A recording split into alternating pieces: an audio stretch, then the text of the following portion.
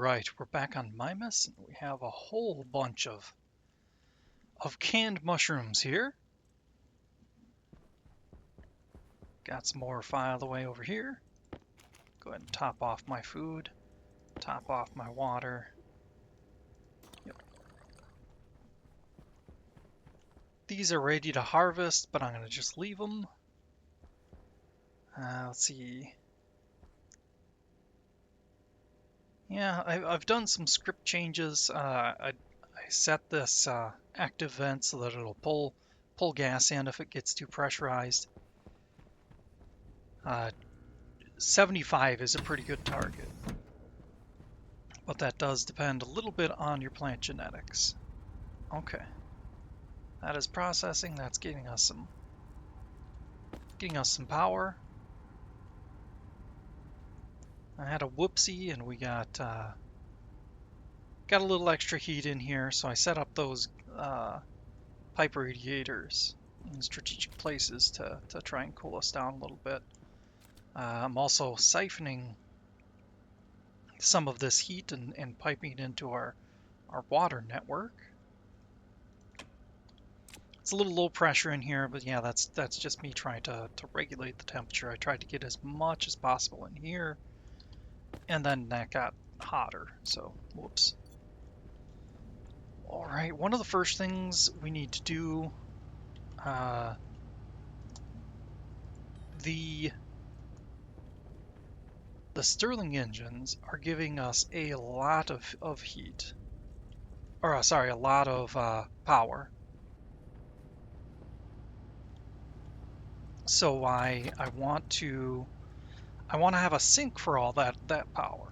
So let's build a pipe heater gas variant. I have some for the liquid as well, but we're going with the gas one. I'm also going to print this, and we'll get back to that one. Let's go ahead and equip this pipe heater.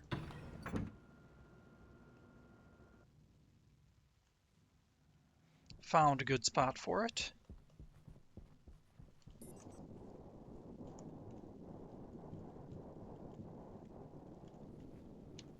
Oh, and look at that. Somebody came out here and equipped a whole bunch already. Is that the right way? It's a little tough to see which direction it's facing. There, that's switch up. So I tried to arrange them all this way. So I modified the GFG script. If the power goes above 95, I think it is, it switches all of them on. And if it drops below 90, it switches them back off. Oh, I think it turns them on at 98, come to think of it. So this system hasn't been working as well as I had hoped. So we're going to need to give it a little extra kick. We want to push it down to 25 degrees. And my goal is also to pressurize this environment. Pressurize the lobby. That way I don't need to run back and forth through the airlock here to get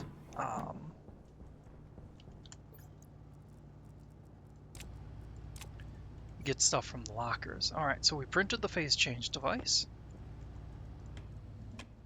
I think that's all we need from there. Oh wait, nope.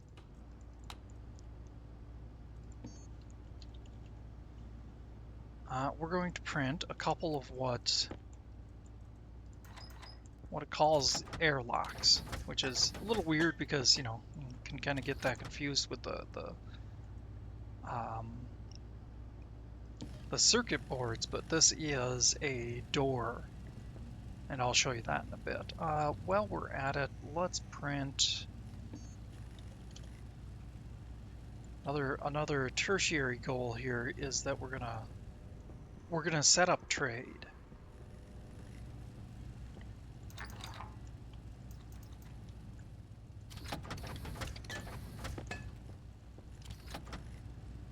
Sorry if my spinning around is getting nauseating.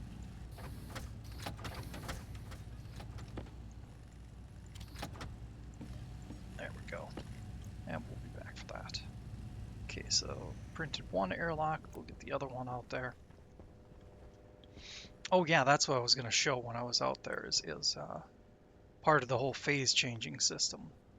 But I'll kind of explain what's going on. Is that the right spot? I think so. Okay, if I remember right, it's wrench and welder. And we're gonna hook this up to here. Oh, I need blue.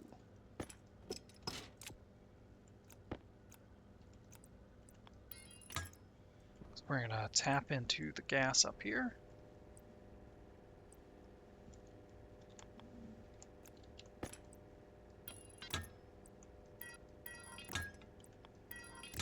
There we go.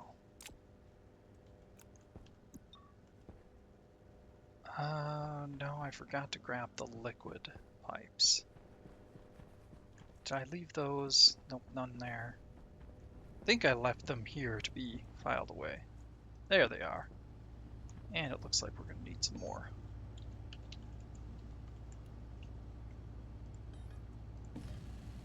Okay, there's the two airlocks for when we pressurize out there. Most everything should be set up. Let's do what we can with these and then set up the rest. Okay, so the phase change device, as it implies, will change the phase of elements put within it. So we have steam, we want water. Okay, I think that's enough. One more so that we don't have an uneven number.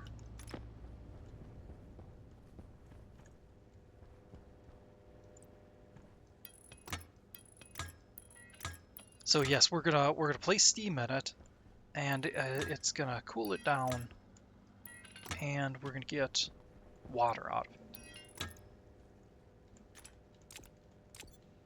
Let's hook this up to data. I want it connected to the same network as the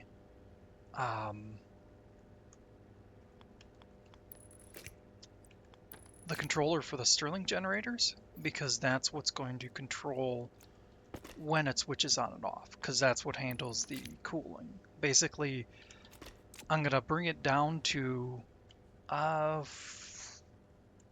I don't know, it probably lined up being the 70s, 70 degrees, and then this will just kind of push it over the edge and or below the edge, since it's below 25.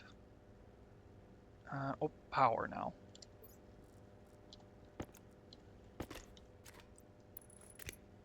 Right now, I won't worry about the script. I'm just going to manually run it. Let's take a look at the temperature here. Oh, 20.5. Wow. It's not even going to need anything. Okay, so this pipe here is what does the heat exchange for inside the phase change device. Which one did I built the evaporation chamber. So there's two variants. I had a 50-50 chance, and of course I failed. Oop. Drill again. So evaporation chamber is if you want to convert a liquid to steam, or to a gas. This one's if we want to condensation is if we want to convert from a gas to liquid. And there's other neat things you can do with it, like you can use it as a cooling. It's, to do phase change cooling of your base. It's quite handy.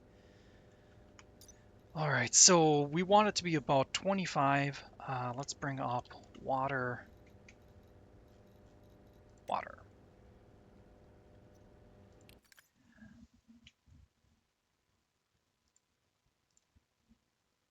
Okay. Oh, nope, we don't need to compare it to anything.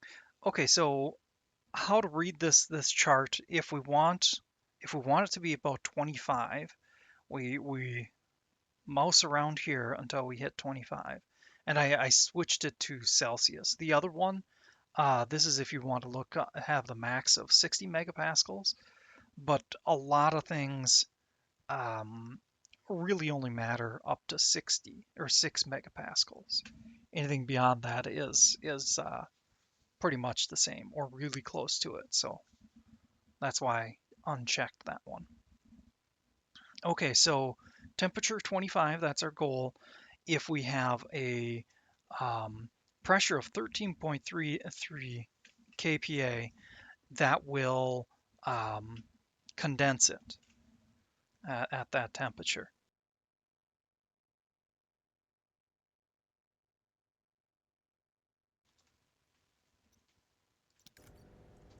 So let's go ahead and set that.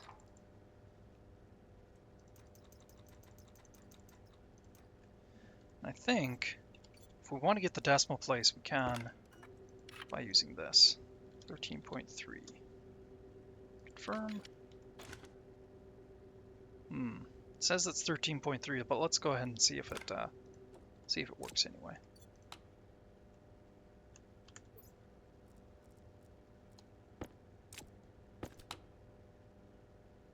Yeah, 13.3.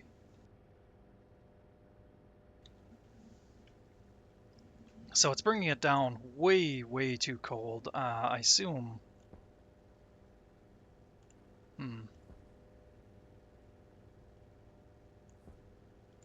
Well, it can't damage this device by freezing, at least, so I don't think we necessarily have to worry. And once we get hotter gases in there, it should be all right. We'll see though. I'll tinker. And up there we have those two medium radiators that I had in the Stirling engine room. Well, one inside, one outside. Is this still okay? It's done processing. So now it's in its idle state, waiting for the batteries to run lower. Well, no, actually, I think I want to leave this on. I want to try and grab as much of what's in that pipe as possible, because the script I wrote looks to see if it does a comparison for the pressure, and if I remember right, I set it up so that it will try and fill the pipe if it's empty. Okay, now let's set up that airlock. Do we have...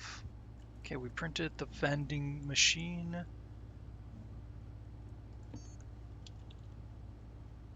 Have a lot of stuff to print for the trade system, so just as I have a moment, I'm gonna print the pieces.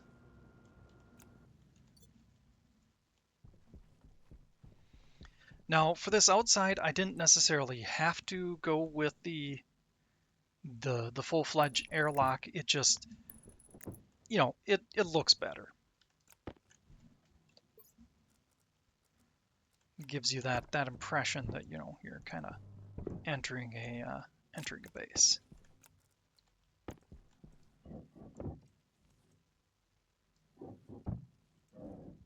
Open that door again. There we go. Very nice. So it's got a lot of extra room. This is good for, carrying crates and stuff through. Okay, let me check. So that one's closed. That one's closed. That means we can come in here and break this airlock.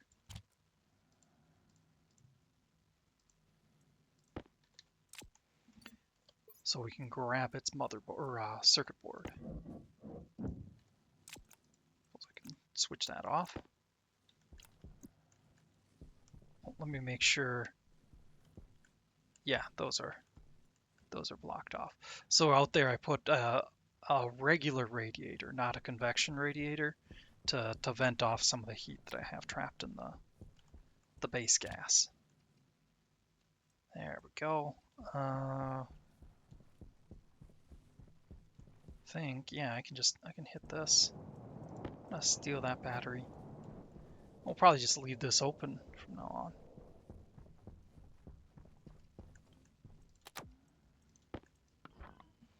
It was kind of frustrating me that this stuff was all laying here for so long, so I decided to devote some time here and take care of that.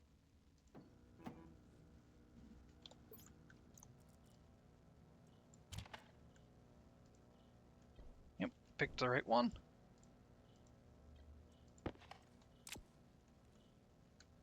Okay, let's go ahead and test it.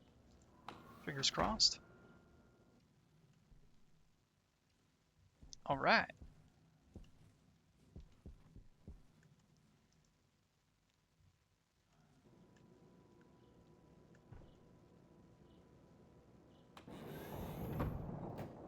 Excellent. Okay, now we have another one here. Got the door, good, good. Yep, exterior. I set this one up because we're going to set the trade up on the other side of this door. Excellent.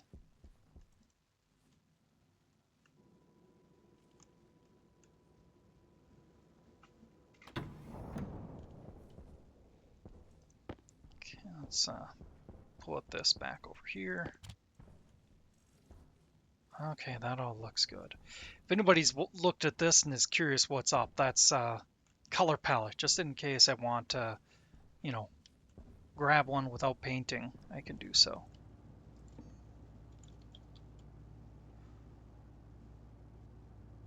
Oh, nice. Exactly the right amount of copper that I need.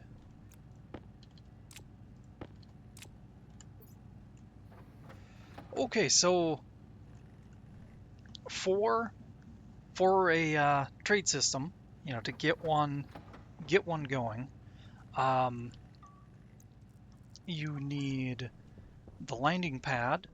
The lowest or the smallest trader is a 3x3 landing pad, so you need at least 9 of them then.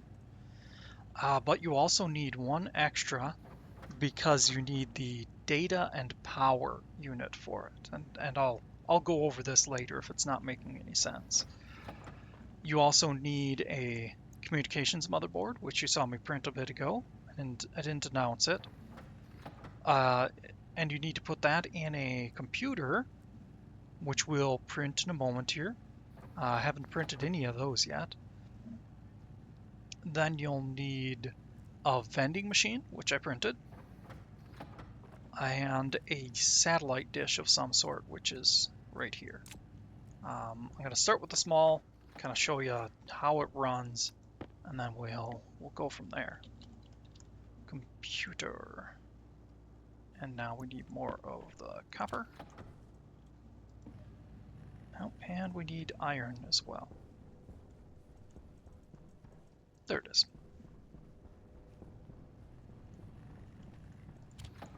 Because even though I need only one, I'm going to set up a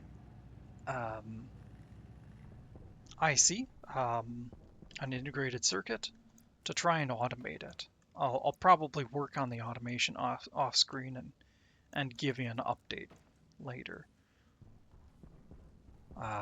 But rather than have one in a laptop, since I might be making a lot of changes, I want to have it in a stationary computer, and that's what I can do with this. That's why I have the extra IC editor motherboard.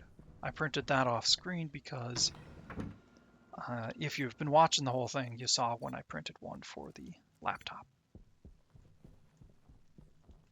Okay, so yeah, right over here. Now, if I remember correctly, I want to set the computer right about here. Now I can put the motherboard straight in there right away, but I'm gonna construct it first. Then I've always loved this feature of Stationeers is where you have the different circuit boards and motherboards and stuff for things. It's, I don't know, it's not a revolutionary concept or anything, but I don't know, I've always liked it. Okay, let's set up the landing pad here. So we have um, the center. We're going to set that down here, and I have it facing the arrow facing this way, so the ship will come from that direction, from where where about Saturn is on the horizon. We're going to set up the data. For now, I'm going to set the data right here. As we expand the landing pad, it'll eventually end up over here, I think. But yeah, right now we're going to put it close just so that we don't have to place a whole bunch of landing pads out towards that direction. Okay, now the rest of these pieces, you have a few to choose from. You can't do another center. I can't do the data and power, but you can do the straight ones, the cross, diagonal, or just landing pad, which is basically just a blank surface.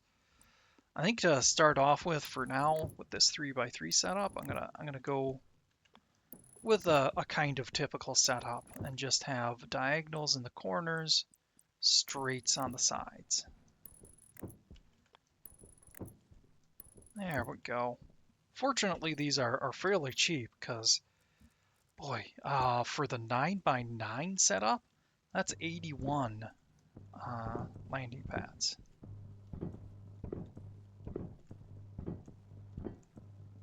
There we go. And that's all that really needs to be done for that. How about this? Cable coil. Oh, good. I didn't look that one up first. For some reason, it's never really stuck out in my mind. I assume because it's such a simple one. I pretty much always have cable on hand.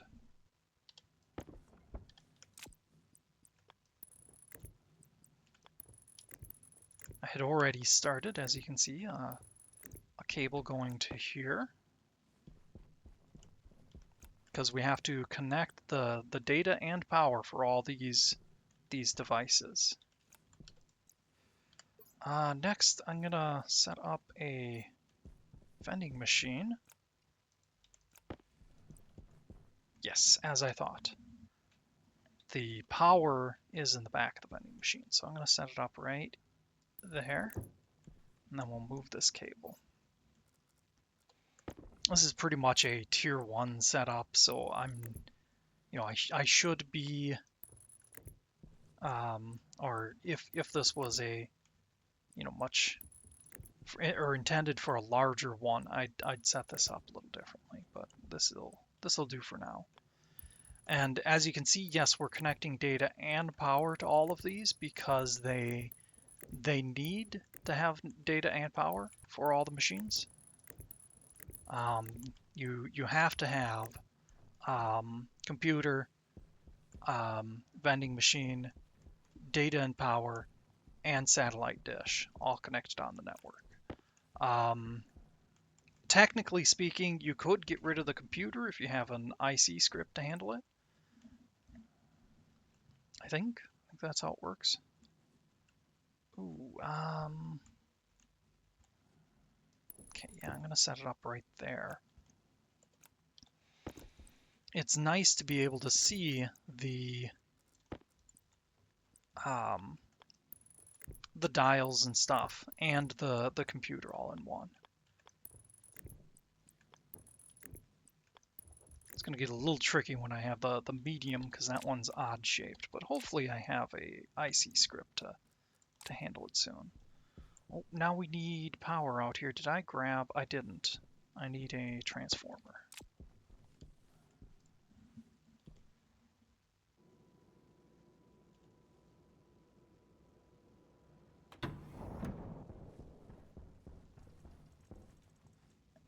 There we go.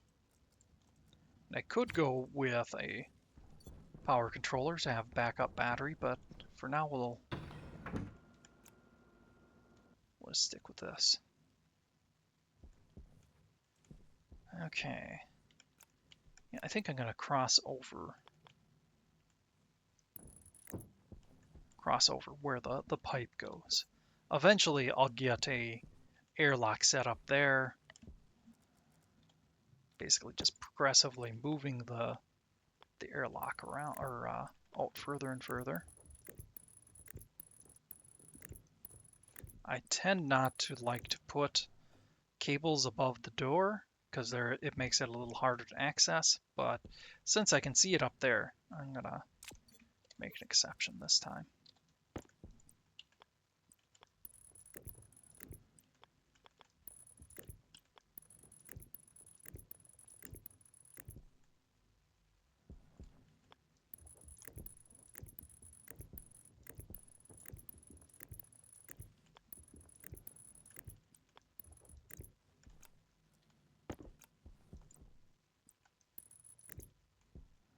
There we go. Okay, now what do we need for this? Welding torch and iron sheets.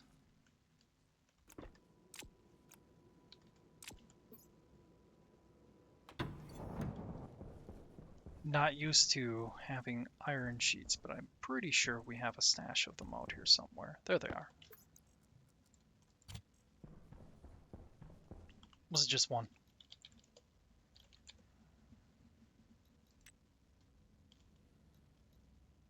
Yes, good.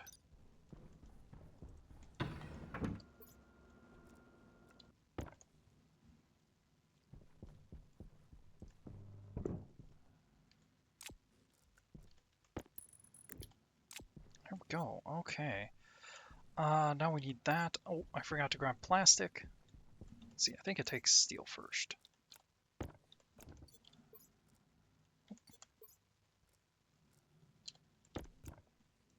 Nope, takes the plastic. Pain in the butt.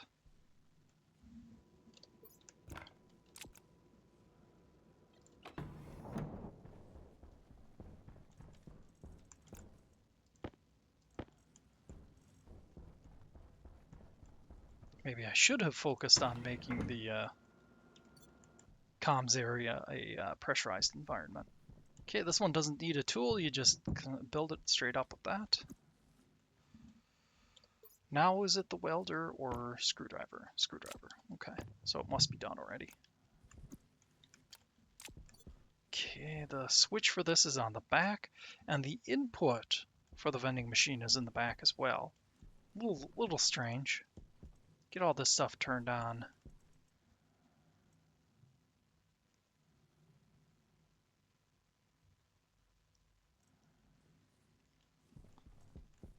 Okay.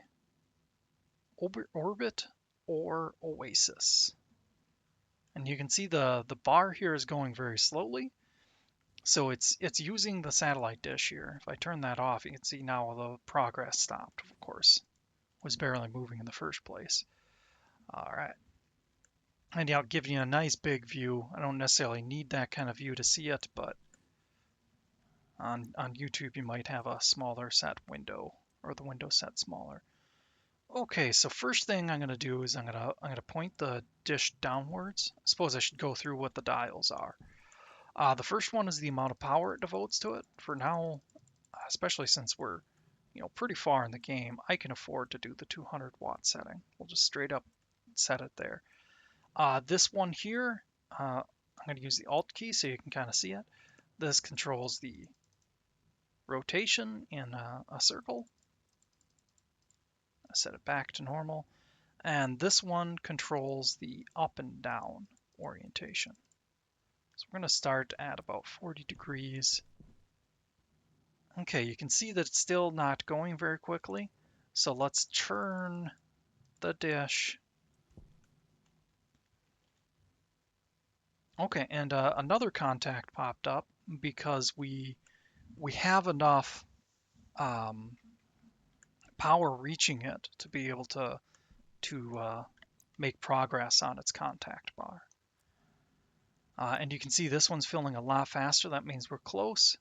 So the 5x5, I'm not going to worry about that one, but we're 16 degrees off. but that can be in any combination of the directions on those. Each click changes it by 10 degrees. But we're still going to go for orbit or oasis. So it's 64 away. Let's turn it another 5, so 50. It's probably that one or that direction since we have our dish pointed downwards. And since there was such a significant change. Okay, 52, so we probably went too far and it's probably, probably have to point it downwards.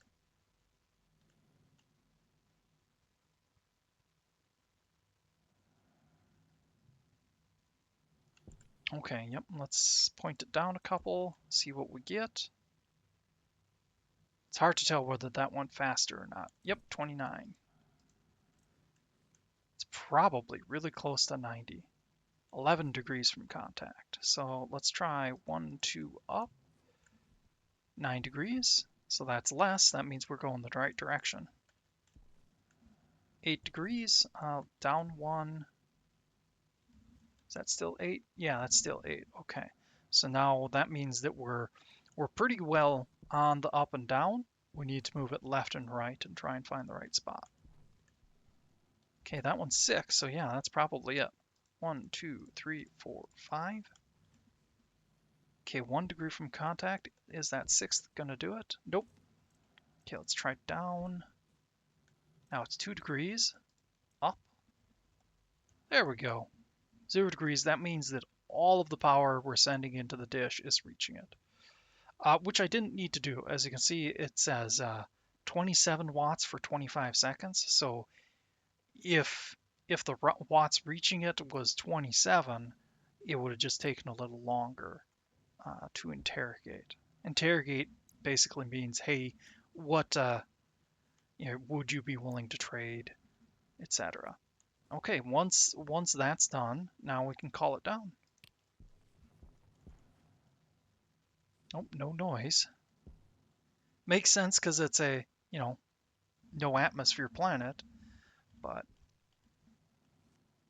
oh, actually, I think there would be a little bit of noise if I was in a pressurized environment. It's not very true to life, but sometimes having no sound is a little boring. So as you can imagine, an ore trader sells ores.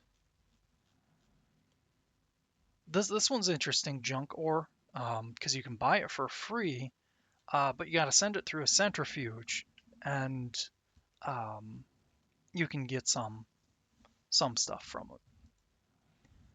So we're going to look at what we can sell to him. We can sell a heavy mining drill equipped with a full large battery. That's kind of what all that stuff means. And I think we're going to do that because we do need money. Let me check. Okay, I've got a nuclear battery in here, but if we equip the large battery and put that in there, you can see it's now in the vending machine. This is how you go scroll through the items in the vending machine. If I wanted to vend it, I can click there. Pretty basic. But yeah, right now my main goal now that I have the trader, is that I'm going to be looking for seed traders. So let's go ahead and sell that to him. I'll print off another one and then send them away. Try and look for some more. I might end up buying some seeds offline because getting a trader is kind of random. There's quite a few different varieties of them. So if I find seeds, I'm just going to buy them. Unless I can leave the trader sitting on the landing pad, which is an option. Okay, I think that's all we have time for. I did a few things here. Pretty happy with what we got. I'm probably going to have to balance a lot of the phase change setup and stuff. But yeah, we'll catch you later. Have a good one.